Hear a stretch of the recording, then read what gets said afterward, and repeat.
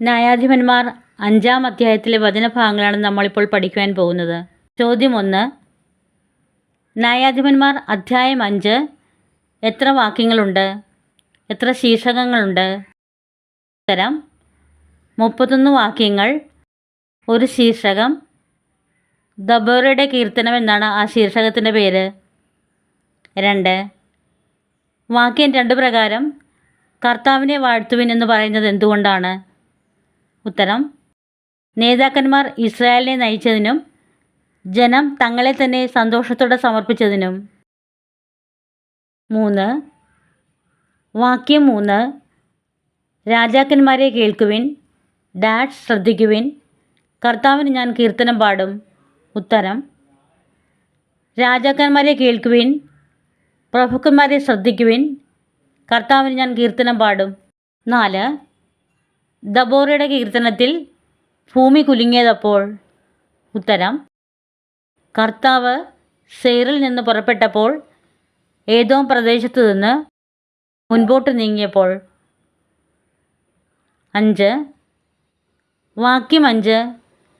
ആകാശമേഘങ്ങൾ ജലം വർഷിച്ചു, പർവ്വതങ്ങൾ കർത്തു സന്നിധിയിൽ വിറവുണ്ടു. ഇസ്രയേലിൻ്റെ ദൈവമായ കർത്താവിൻ്റെ സന്നിധിയിൽ ഡാഷ് കുലുങ്ങി. ഉത്തരം സീനായ് മല. 6. ആരുടെ കാലത്താണ് സഞ്ചാരികളുടെ പോക്ക് നിലച്ചത്? ഉത്തരം അനാത്തിൻ്റെ മകൻ ഷങ്കാറിൻ്റെ കാലത്തും ജായേലിൻ്റെ കാലത്തും. 7. യാത്രക്കാർ ഊടുവഴികൾ തേടിയതപ്പോൾ.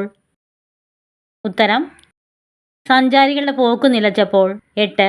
അവിടെ കൃഷിവലർ അറ്റുപോയിരുന്നു. എപ്പോൾ വരെ?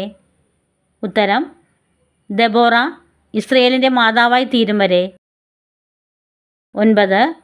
എപ്പോഴാണ് യുദ്ധം കവാടത്തിലെത്തിയത്? ഉത്തരം ഇസ്രയേൽ ജനം പുതുദേവന്മാരെ പുണർന്നപ്പോൾ. 10. കുന്തമോ പരിചയോ കാണാനുണ്ടായിരുന്നോ? എവിടെ? ഉത്തരം ഇസ്രയേലിൻ്റെ 40,000-നിടയിൽ. 11.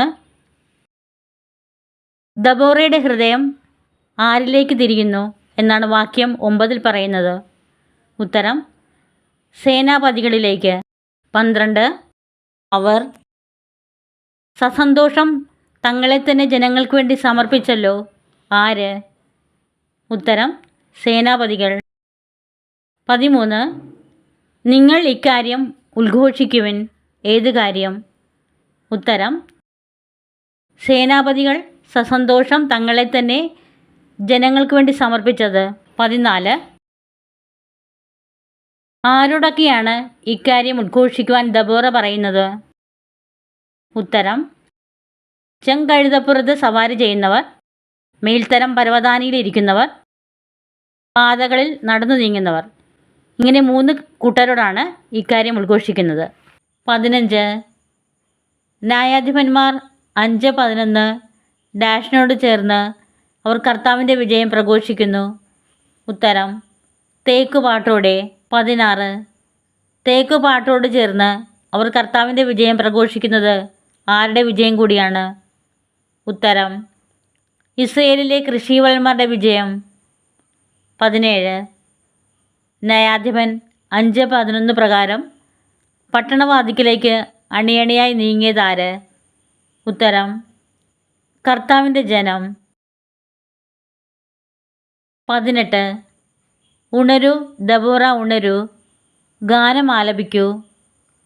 അഭിനോവാവിൻ്റെ മകനായ ബാറക്ക് എഴുന്നേറ്റ് തടവുകാരെ നയിക്കുക. ശ്രേഷ്ഠന്മാരിൽ ശേഷിച്ചവർ താഴേക്ക് അണിയണിയായി നീങ്ങി. ഉത്തരം ന്യായാധിപൻ 5:12. 19. ആരുണരാനാണ് ന്യായാധിപൻ 5:12 പറയുന്നത്? ഉത്തരം ദബോറ. 20. ആര് എഴുന്നേറ്റ് തടവുകാരെ നയിക്കാനാണ് 5:12 പറയുന്നത്? ഉത്തരം അഭിനോവാമിൻ്റെ മകനായ ബാരക്ക്.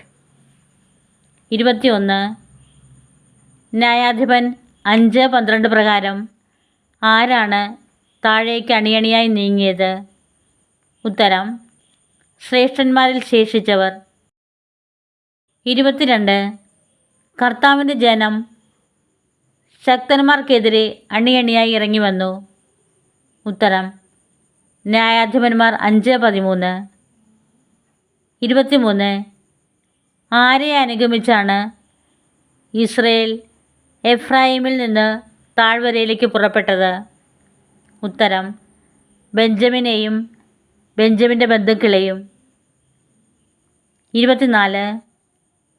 ഡാഷിൽ നിന്ന് സേനാപതികളും ഡാഷിൽ നിന്ന് സൈന്യാധിപൻ്റെ ദണ്ഡ് വഹിച്ചവരും താഴേക്ക് അണിയണിയായി നീങ്ങി.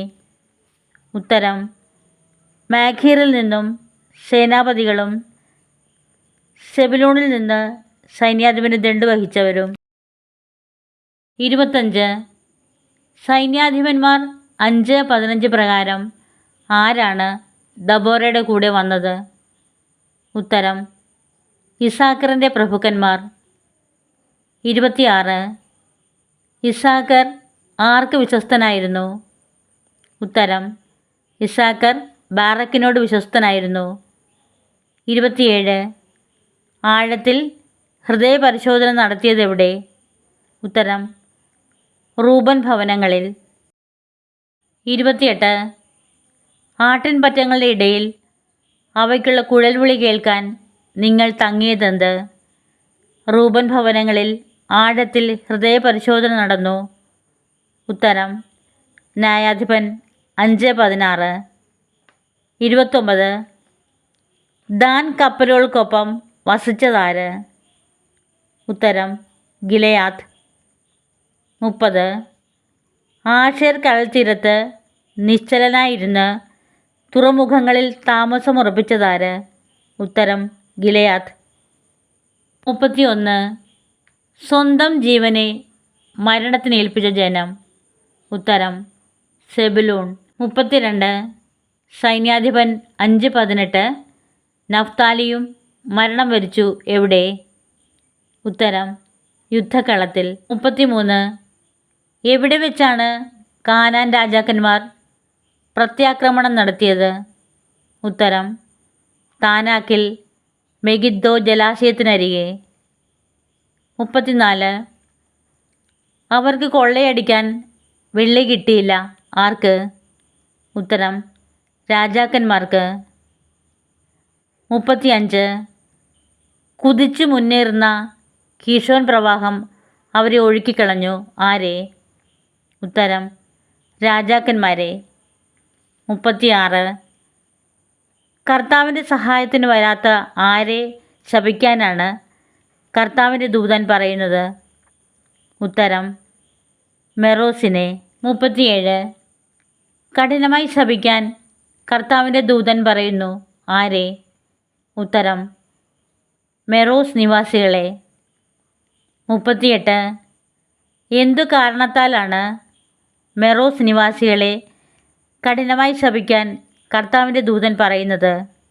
ഉത്തരം ശക്തന്മാർക്കെതിരെ കർത്താവിനെ തുണയ്ക്കാൻ അവർ അണിനിരന്നില്ല.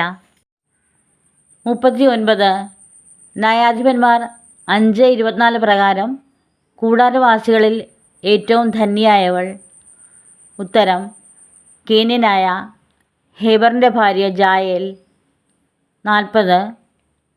സിസേറ വെള്ളം ചോദിച്ചപ്പോൾ ജായേൽ എന്തു നൽകി?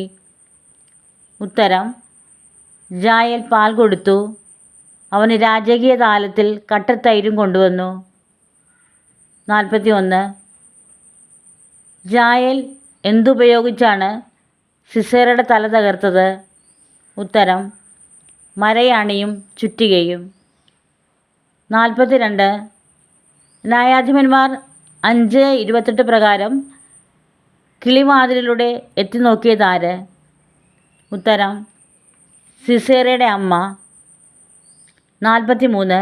ന്യായാധിപന്മാർ 5:28 പ്രകാരം ജാലകത്തിലൂടെ വിളിച്ചു പറഞ്ഞു, അവൻ്റെ രഥം വൈകുന്നതെന്തുകൊണ്ട്? ആരുടെ രഥം? ആര് വിളിച്ചു പറഞ്ഞു? ഉത്തരം സിസേറിൻ്റെ രഥം. സിസേറിൻ്റെ അമ്മ വിളിച്ചു പറഞ്ഞു. 44. ന്യായാധിപന്മാർ 5:30 പ്രകാരം സിസേറിൻ്റെ രഥം വൈകുന്നത് എന്തുകൊണ്ടാണെന്നാണ് സീസറിൻ്റെ അമ്മ സ്വയം പറയുന്നത്? ഉത്തരം, കൊള്ളം മുതൽ തിട്ടപ്പെടുത്തി പങ്കുവയ്ക്കുകയും കന്യകമാരെ വീതം വയ്ക്കുകയും സിസേറയ്ക്ക് ചിത്രപ്പണി ചെയ്ത വസ്ത്രങ്ങളും സിസേറയുടെ അമ്മയ്ക്ക് തോളിലണിയാൻ ചിത്രപ്പണി ചെയ്ത 2 വസ്ത്രങ്ങളും. 45. കർത്താവേ, നിന്റെ സ്നേഹിതർ എങ്ങനെയാവട്ടെ എന്നാണ് സൈന്യാധിപന്മാർ 5:31 പറയുന്നത്? ഉത്തരം, ശക്തിയുള്ള ഉദയസൂര്യനെ പോലെ. 46. സൈന്യാധിപന്മാർ 5:31 പ്രകാരം എത്ര വർഷം രാജ്യത്ത് ശാന്തി നിലനിന്നു? ഉത്തരം, 40 വർഷം. എല്ലാവരും ഞങ്ങളുടെ ചാനൽ ലൈക്കും ഷെയറും സബ്സ്ക്രൈബും ചെയ്യാൻ മറക്കല്ലേ.